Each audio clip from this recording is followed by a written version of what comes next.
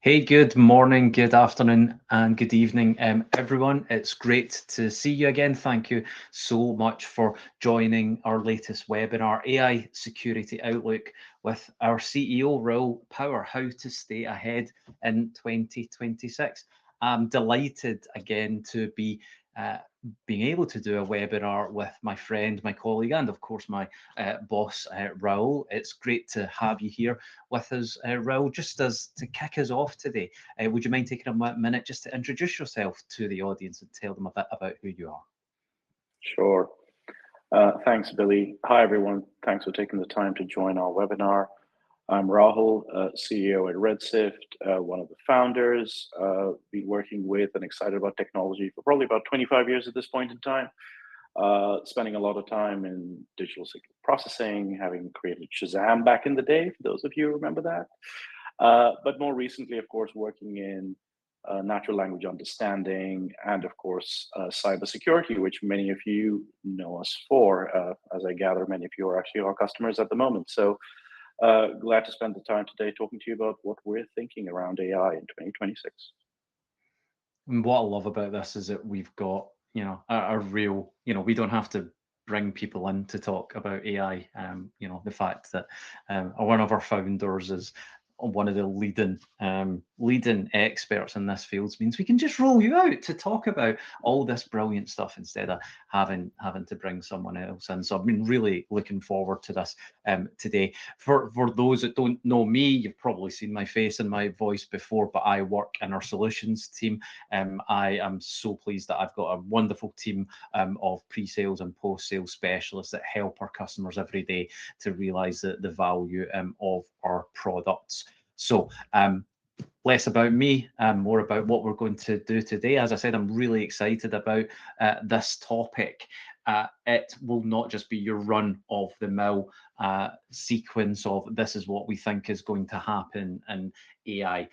This is about focusing on why 2026 is a turning point, actually, for how we will be approaching cyber risk using AI, and the tools are available that are available to us as security experts. But we'll focus as well what changes for the defenders, where the opportunities actually are, and also touching on sustainability. There's a lot of discussion about what that looks like, a lot of false stories about sustainability and a lot of true stories out there. So we'll touch on that and what it actually looks like, because it's very important to Red Sift as a business. It's very important, I know, to you, Raoul, as well. We're then going to deep dive a little bit into some product. I will be attempting, as I always do, to be brave and do some live demos of some of our AI tooling that we've built, including an exclusive sneak peek at some improvements to our Radar Lite product, which I know lots of you are using through our website right now. I'll run a demo of that, plus some other tooling, and I'll also give you a sneak peek into what you as customers can expect from the tools that you're actually paying us for. What features can you expect to see in 2026 before we wrap all that up? So just to touch on who we are, Red Sift are a truly global, trusted security organization. We've got more than 1,200 customers who trust us with their email and with their DNS security. And our mission is to create a fundamentally safer internet with proactive security across email, web, and PKI. Truly a global organization, everywhere from Sydney to Glasgow through to San Francisco. And you can see we work with some of the biggest brands who are both our customers, but also some of the biggest people as partners as well.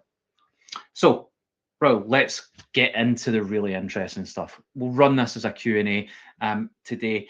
And let's start with this question. What are some of your biggest concerns for 2026 in the AI and cyberspace? Yeah, it's a good place to start off because clearly AI is the meta. People are rushing to sprinkle AI on top of everything, and I'm sure some people on the call are wondering, well, how is Redsift sprinkling AI on top of everything? I think the reality is a lot of what we've seen in the market is actually pretty poorly designed implementations that are burning resources and customer goodwill. So, I think while the cyber sector is generally more level-headed than most, I worry that there's a trend towards over-promising and under-delivering, basically making teams reluctant to adopt AI, right? If your vendor's telling you that this, magic thing is going to do everything that you need to do and it doesn't, that creates more problems than it solves, clearly. But on the other side of the coin, AI is really desperately needed. We can clearly see that because the threats and complexity are multiplying while the resources to combat them are at best flat, which I'm sure most of the people on this call will resonate with. So there's a real need for reliable solutions at scale, many of them powered by AI. And I'm optimistic that 2026 will be the year where we transition from the sort of promise or the mirage of this to the reality of it actually being in people's hands and people's day-to-day operations, actually making their operations better. Yeah, absolutely. And the threats and complexity are multiplying, and I have to remember that it's not just us as the defenders that have got access to this tooling. It is also the bad guys. Everything that we're talking about and that we're thinking about, the bad actors will have access as well to. So not only is it defending, multiplying the opportunity that we have to defend, it's multiplying the scale and the size and the complexity of what could be achievable from the bad actor side as well. And so on that kind of ties in nicely to the next question, Raoul. So how does Red Sift actually think about AI today, and why does that actually matter? Okay, so when we think about where we operate in a pretty interesting space. We help organizations globally prevent impersonation and abuse. That's very much how I see the reality of the value that we provide. And we do that in a couple of different ways, right? We help organizations adopt relevant security standards and maintain them over the long term.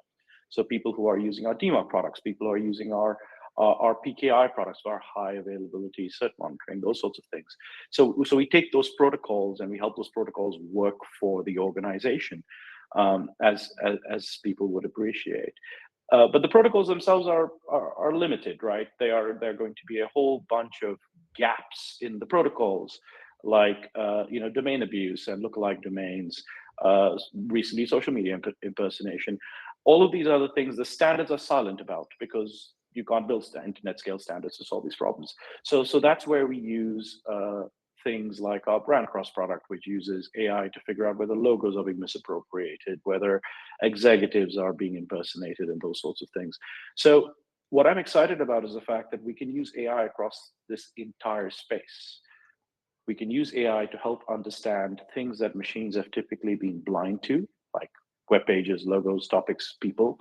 We can also use AI to help understand the complexities and interplay of all of these complex security protocols and how we actually configure them to help people drive real outcomes. Billy, you of course know this better than most, given a lot of the work that you would do with some of our biggest, most complex government customers around policy and how, what the right security posture is at a nation state level and those sorts of things.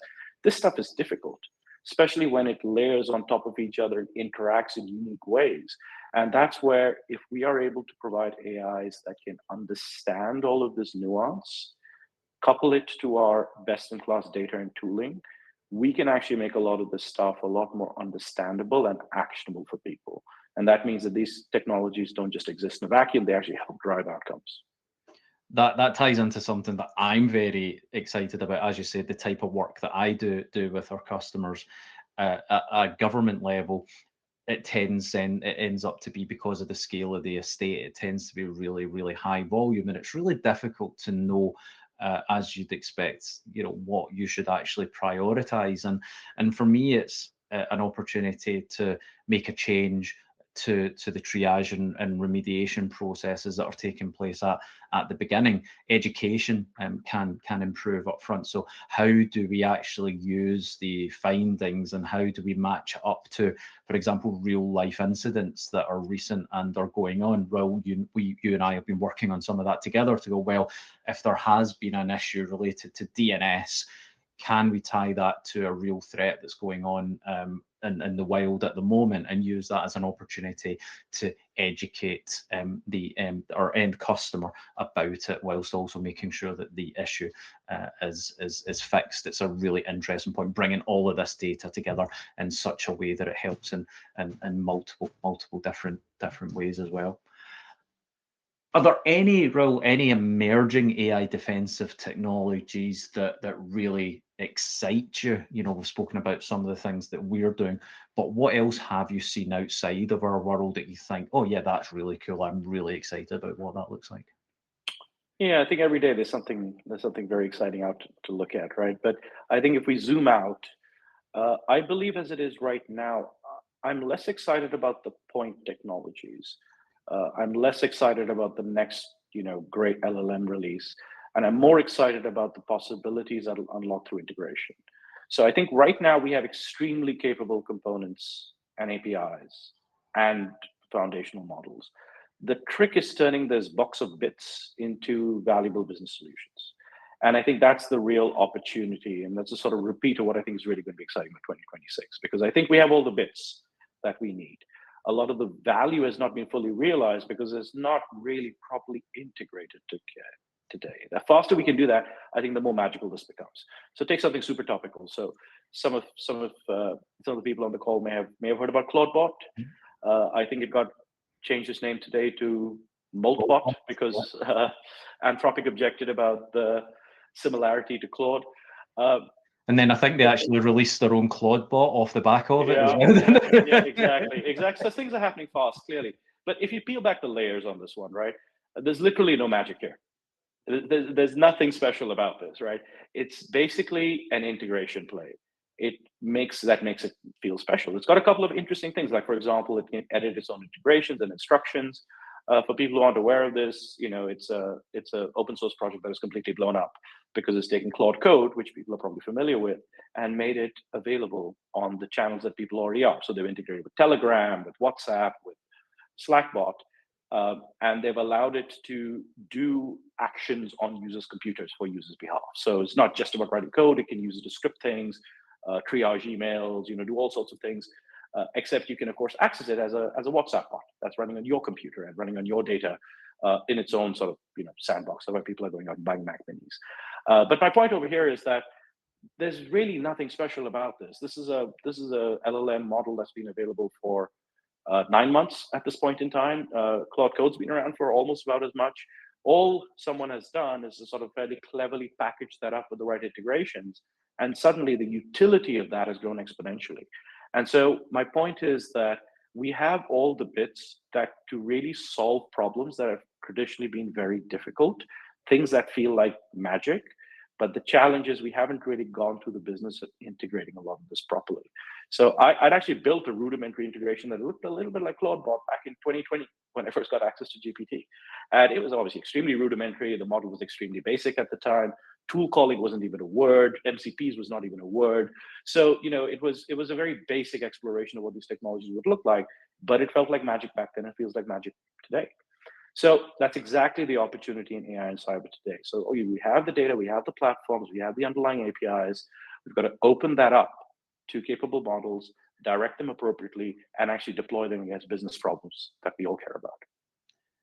I think that ties into something I was thinking about a couple of weeks ago when I am certainly not a developer, as everyone knows, but taking a stab at building my own MCP locally to help me understand things. And what became clear as I was doing that, and as I was thinking about what our customers are looking for as well from an integration point, I think integrating the point of view of lots of different vendors, because we work with customers who want to use multiple vendors for similar parts of information, similar bits of information, and then actually either bring it all together to build a picture of, say, what an asset looks like, or actually compare what different vendors are actually saying about different access types. So as well as that integration across customers estates and using the information to actually take action, I'm quite interested, I think, in how customers are using these this tooling moving forward to bring multiple different bits of vendor information together in one place, and what use cases they're going to come up with. That I think that'll be really interesting as well. Now, this is an interesting one on fighting AI with AI. Where do you think that strategy actually ends up? I have to admit, I don't actually have a lot to say about this. I feel this is an inevitability. I think there's no real surprise when it comes to the fact that bad actors are weaponizing agents to some extent, probably faster than the good guys are. We have live examples of agents, specifically Claude, actually, in one instance, being used to probe weaknesses in infrastructure. And clearly, everyone's already seen enough deepfake and phishing as a service kits out there that are using LLMs and Gen AI to effectively industrialize the creation of fraudulent content. So I don't think there's any future in which we can realistically expect human operators, even if they had perfect data and telemetry, to fight the fifth wave without some level of AI assist that's actually going to help with the triage. So I don't think there's really that much to discuss over here. I think that it's an arms race to make sure that we put the right tooling in the hands at the different layers, all the way from front end tooling or ours, all the way back to the SOC automation layers, to help effectively organizations fight the deluge of what's coming at them. Absolutely.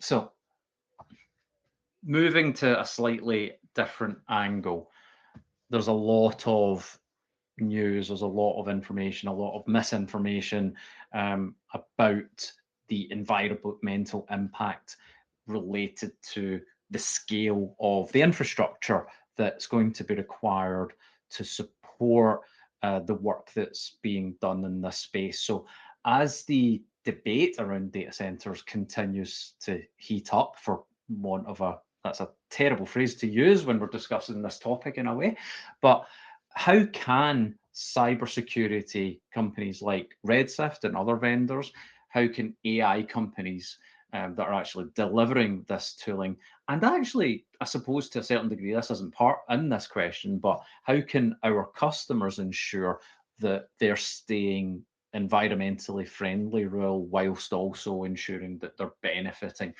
from the tooling that's available? Mm-hmm. Yeah, I think the uncomfortable reality here is that Gen AI is an extremely resource hungry tool, and we don't actually have a quick fix for this. So I have a slightly sort of unusual way of thinking about Gen AI. I like to think of it as a tool that simplistically converts energy into intelligence. And if you actually look at the science of how it works, it's actually a very fair representation of this machine that we built. The more energy we put into it, the more quote unquote intelligence we get out of it. And the game that everyone's playing, from the foundation vendors like the Anthropics and OpenAIs and Microsofts of the world, to even people like us to some extent, is trying to find the right balance of how much energy you put into it. And that's, of course, time and power, because they're both kind of related, and how much intelligence you get out of it. So you're basically just trying to match your resource inputs to the amount of intelligence that you need to solve, whichever problem you're trying to solve at the other end. That's why people's personal experience with AI is so varied, right? You can have someone go into incredibly cheap, fast, generic AI that is, doesn't do any tool calling, doesn't have any search grounding, is a very, very small model, for example, and ask it a simple question and you get a dumb answer. And someone goes back and says, I don't understand why everyone's so excited with Gen AI. I think it doesn't seem to work. And the reality is what they're experiencing someone who's undertuned the intelligence of the model to the problem that they're trying to solve.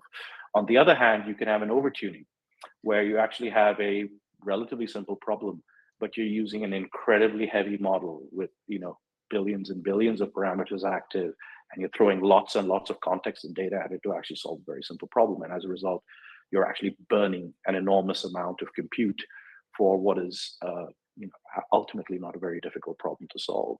So when it comes to vendors like us, because we don't make foundational models, for the most part, we have three levers to pull. So one is, the models that we use. Not everything has to use Gen AI, and as you know well, we don't actually use Gen AI for everything. We use very purpose-built models to be able to do things like face recognition, to be able to do things like logo detection. Because frankly, if we want to do those types of things at internet scale, we would have to build nuclear power plants ourselves to actually be able to do that through a Gen AI workflow. So we don't have to use Gen AI for everything. When we do use Gen AI, we can be quite selective about the models that we use a model that's appropriate for the size of the problem that we have. And we can control the inputs that we put into the model. So as a result, we can basically control our energy budget quite effectively for the outcomes that we want. Now, I do expect this to get better over time. There are lots of super exciting technologies that are on the horizon. We're trying to reduce this energy envelope requirement. But the reality is that the scale and pace that we're operating is probably going to be a couple of years before those things become reality. I think as well, there's again tying back to education as well, as we're starting to use different tooling, and as the the adoption of tooling increases within organizations, there's maybe a little bit of education that's probably needed for non-engineers and non-developers to understand actually how much resources they're actually using to do something. And that's something I'm very aware of, as my team are doing some fantastic work to benefit our customers using different bits of tooling. It's from, well, is this efficient? Is this effective? Can we drop down the usage? Like you say, can we drop down to models that are actually costing less money, importantly, but also more importantly, having less of an environmental impact. And any tidbit before we move on to this question about what customers can do to keep an eye on this in terms of usage? Have you had any discussions with customers, Rahul, about what they're actually doing to make sure that they're doing using AI in the right way and with an environmental responsibility? I think the customer need overlap with the environmental responsibility in Gen AI is still a pretty early conversation. We're doing quite a lot of work to actually make sure that we have a good handle on our carbon footprint as it comes to Gen AI use cases, but it's not customer facing yet. We hope to be able to expose that directly to customers in the future, that they can understand what, when we run AI on their behalf, what's the actual footprint across them, especially for our more sophisticated customers who have sort of fairly tight carbon reporting requirements and the like. But we're working on it. It doesn't seem to be a burning ask from anyone today. Happy to hear otherwise, but it is something that we hope to be able to report on in the near future. Great, thank you. So let's move on to some interesting and really exciting product work. So let's talk about our work that we've been doing for a bit now on Radar Lite. What is Radar Lite, and how does it fit in with everything that we've been discussing so far today? Okay, so as some of you know, and Billy, you certainly do, we've been adding AI integrations into Red Sift since about 2021, I think, at this point in time. So in keeping with everything that we've discussed, we have specialized models that look at logos and faces efficiently to understand brand reviews. We have Radar inside our products itself, which is our agent that's integrated with data and tools that our customers can opt into, and they get expert guidance on protocol-based configuration challenges and diagnoses. These fit in exactly the places that we believe AI can transform our customer workflows. However, it's only for our customers, right? And because these models are heavy, they're resource intensive, they do a lot of tool calling. We serve some of the largest organizations in the world, and I'm passionate about making these technologies work for organizations at every scale. So one of the things that we started talking about last year is like, hey, can we take this and can we slim this down?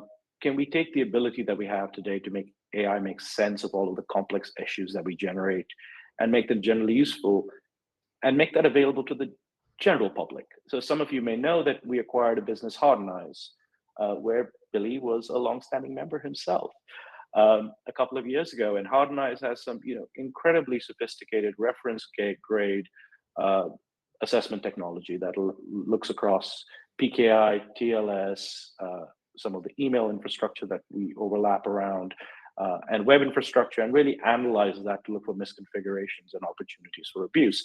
And it reports on this, but it is very dense and very sophisticated technology reports that most of the general public doesn't really understand and wouldn't know what to do with. So with Radar Lite, we said, okay, let's take all we know about making these models understand all of this complexity, and let's make it really efficient at doing this type of work. So Radar Lite is our V1 of this approach, where we're taking all of the specialist data that we have, all of the technology assessment that we have within Hardenize, some of the tools that we've never exposed to the public before that are internal to us, and package that up as a pretty simple interface that allows anyone on the internet to interrogate the security posture of a domain that they're in control of, or their competitors, and compare how they stand versus someone else, see how well they're doing and how far ahead of the curve they are versus someone that they compete with day in, day out.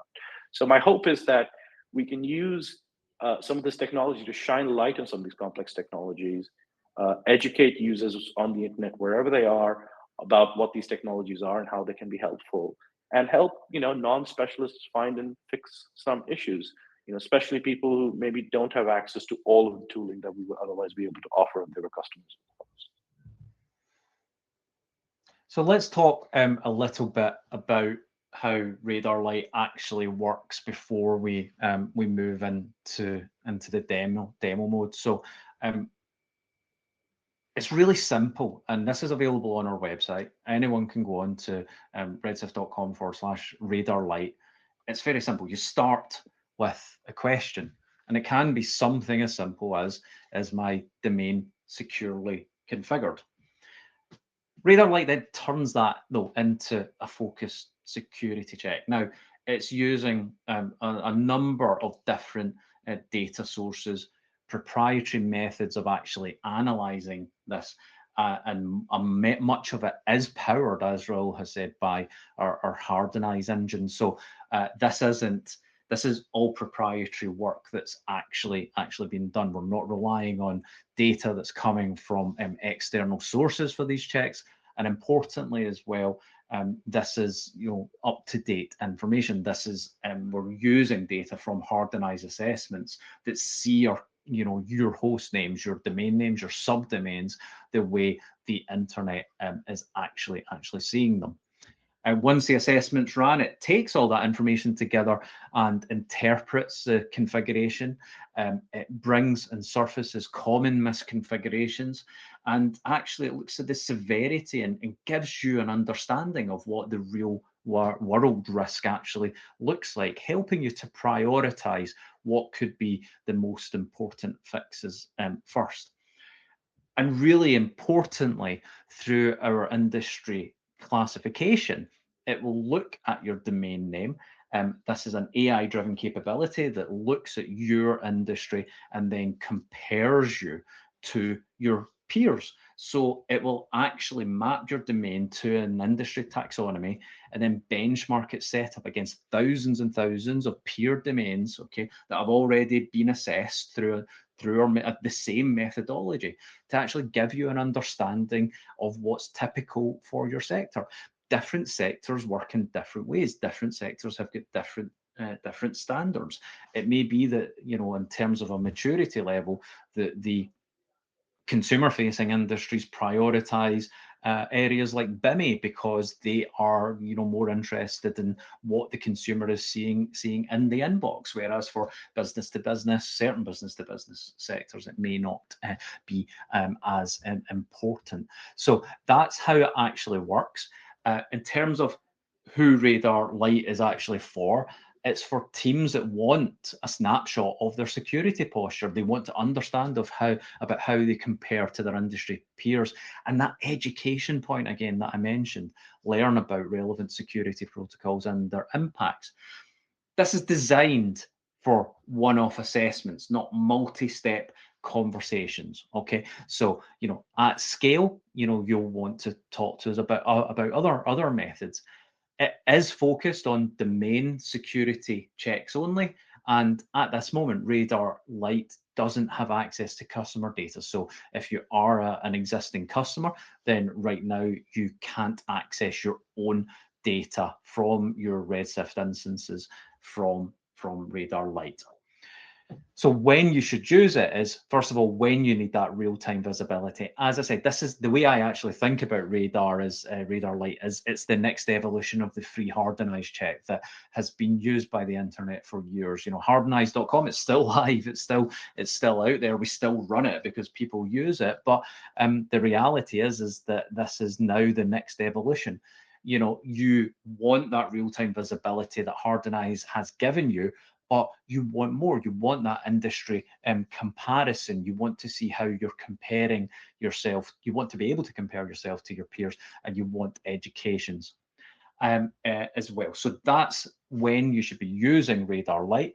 When you should be using full Radar, which is available to the majority of our paying customers integrated into your app, is when you want issues flagged as they actually appear, and you want Radar integrated with your own Red Sift apps, so the findings become contextual and become actionable as well.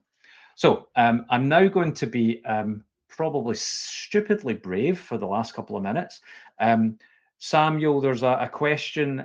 Thank you so much for joining our webinars. I know you join quite regularly. So just while I am stopping my screen share to move over to the demo, Sam's asked the question. Thank you, Raoul and Billy, for this session. What specific AI-driven attack vectors do you believe security teams are still understanding this year?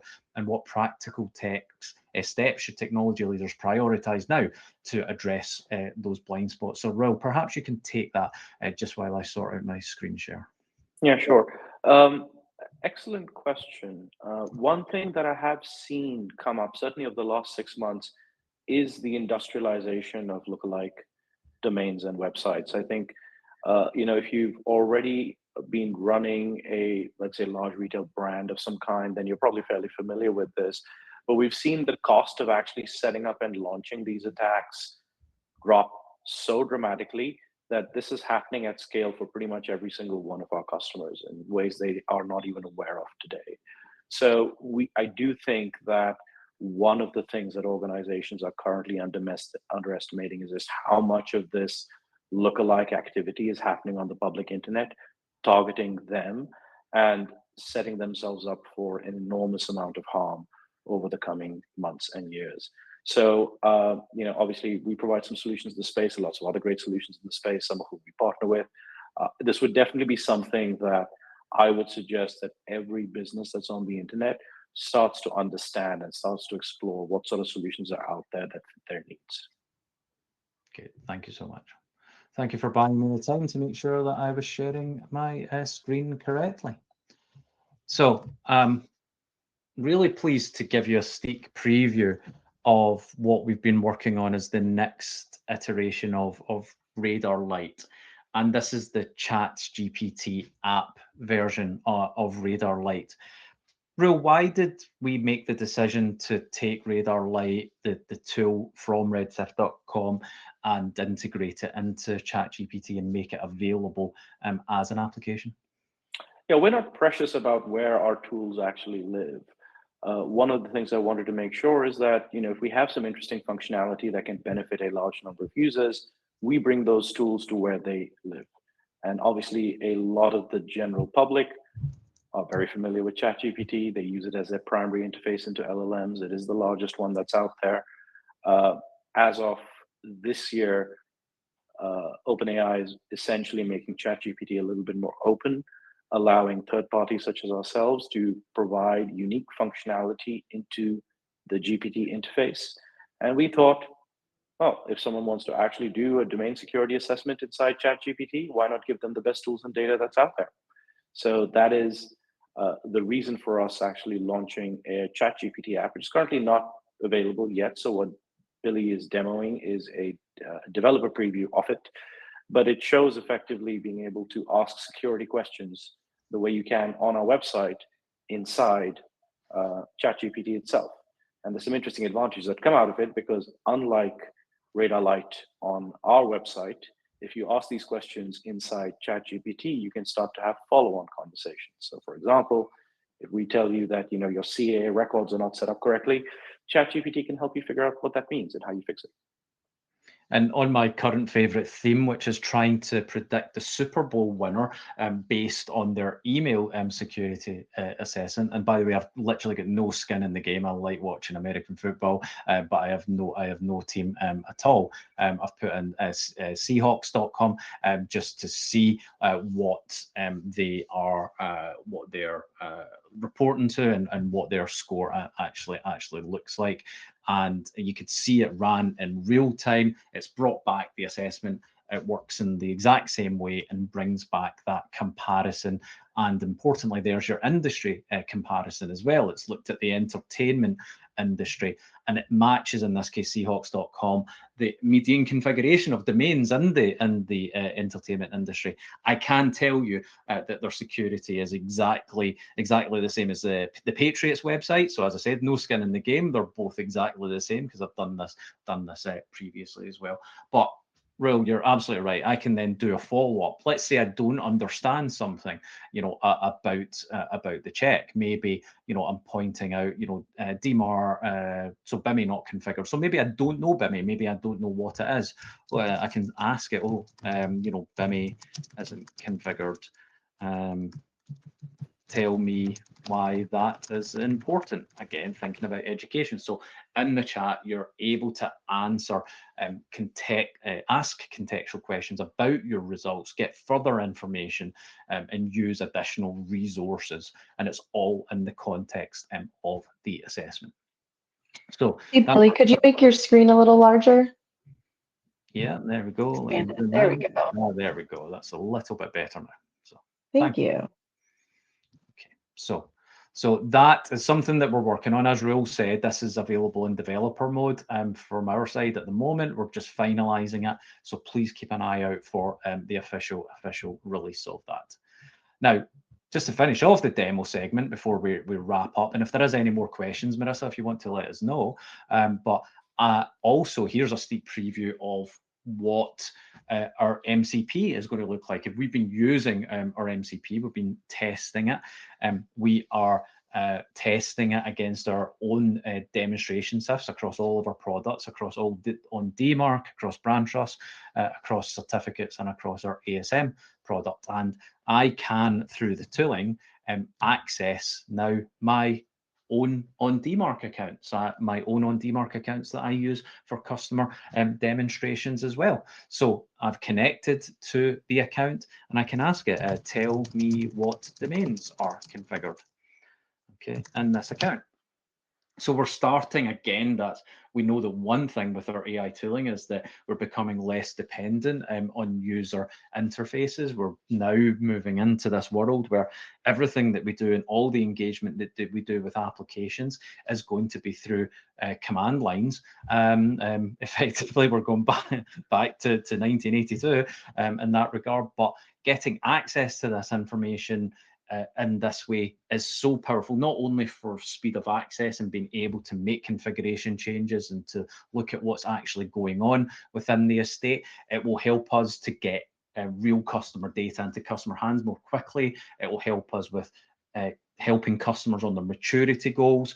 Okay, but additionally as well, we'll be able to actually, like what I've done in ChatGPT with Radar Lite, is contextually look at the information and use the information in different ways to think about different problems that I might want to solve, using the capabilities of Claude in this case combined with the MCP to do maybe industry comparisons. What are other people doing? What's important? Why should I actually configure a domain this way? Why should I actually configure a domain this way? So getting access to customer domains and then being able to, importantly, as a customer, if you were using the MCP, be able to make configuration changes that are correct and get the information you need to make those configuration changes, get education about those changes, and do it all from within your familiar environment of Claude or eventually ChatGPT and the other tooling as well. So this is something I'm really excited about because it helps me and it helps my team really improve the value and the service that we're giving to our customers, as well as, importantly, empowering customers, letting them do more with the tooling that we have available. So really exciting time. Like I say, really brief demos to give you a flavor of what we're doing there. And as you would expect, this is all lining up into our roadmap. So our goal here at Red Sift with our AI tooling is to give you, our customers, we want to give you a proactive security that continuously monitors, that decides and acts, so that actually you are only involved actually in the in decision making when it truly matters. We should be moving towards a world where actually most of what you need to do is decided for you. You can simply actually make a decision about what you need to do only when the advice is actually required. This is what we're working on, and this is our goal. And with that in mind, or this is what our roadmap, near-term roadmap looks like in terms of AI. We are, as I mentioned, we will be launching Radar Lite soon as that ChatGPT app. The MCP capability that I've just demonstrated, we want to introduce that to all of our customers so that we can make our AI capabilities reusable across all of our products. And also we're starting to improve the AI capabilities that are integrated into the Red Sift products as well. For example, we will be introducing an on-demark classifier. We'll be embedding AI natively even more into our product workflows by improving, for example, in this case, our asset or sending source classification. So there's so much going on in this space. I can tell you from the Red Sift perspective, being in this every single day, that the work that the team are doing is absolutely tireless. And like I said, the democratization of this, as I mentioned earlier on, means that it's not now just our engineering teams that are actually working on it. It is our customer success teams that are actually working on it. It is our finance teams that are working on it. It's our HR teams that are working on all of this to make life better for our customers as well. So super. Thank you so much for everyone joining today. We have run out of time. We've went a bit over as we normally do. I really appreciate everyone joining. Raoul, thank you so much for taking the time out to share your thoughts. This session will be available on demand. The recording will be sent out to you. And if you've got anything, any questions, if there's anything we can help with at all, please do get in touch. We will be more than happy to help. Thank you so much, everyone, and I hope you enjoy the rest of your day.